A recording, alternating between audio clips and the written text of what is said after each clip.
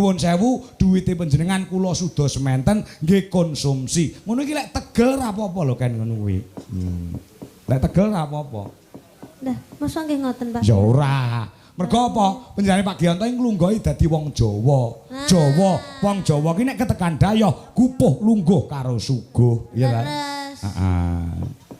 Ora lukak bakale Kebak. Oh iya, iya. Aja nganti wong Jawa kaya perhitungan kayak wong Cina ya, Pak. Betul, betul, betul. Heeh, ya. Wong Jawa aja ninggalke Jawane ngono ya. Arep nembang apa, Nduk, Ken? Napa, Pak? Arep nembang apa? Jenengan serke napa, Pak? Lah ular kambang iso. Nggih, Ya. saged. Jineman iso. Iso ta? Anu sapa jenenge? Nah, iki pengendange Pak Kangko wedok. Nggih. Nah, iki penjenengane Pak Dalang Simon.